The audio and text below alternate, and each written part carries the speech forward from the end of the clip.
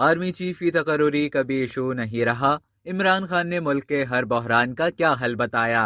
Chairman Pakistan Tehreek Insaf और साबिक वजीर आजम इमरान खान ने कहा है कि आर्मी चीफ की तकर्रुरी कभी मेरा इशू नहीं रहा, मैं अपनी फौज को कभी कमजोर नहीं देख सकता। इमरान खान ने मजीद कहा कि सरहदों पर ड्यूटी देने वाले जवान मेरे बच्चों की तरह हैं। लाहौर में मुल्क की सियासी सूरत हाल पर सीनियर सहाफियों से गुफ्तगू करते हुए साबिक वजीर आजम इमरान खान का कहना था कि इलेक्शन पर हर एक से बात करने को तैयार हैं। उन्होंने कहा कि इलेक्शन पर जो भी बात करना चाहता है, तहरीक इंसाफ के दरवाजे खुले हैं। उनका कहना था कि जिन्हें मुसल्लत कर दिया गया है, डर है कि वो मुल्क का क्या हाल कर देंगे। मुझे अपनी नहीं मुल्क की फिक्र है। चेयरमैन तहरीक इंसाफ ने कहा कि आज अवाम जिन मुश्किलात से दो चार हैं, उनके लिए आवाज बुलंद कर रहा हूं। साथ में उन्होंने ये भी कहा कि मईशत और मुल्क के हर बहरान का बेहतर हल इलेक्शन है।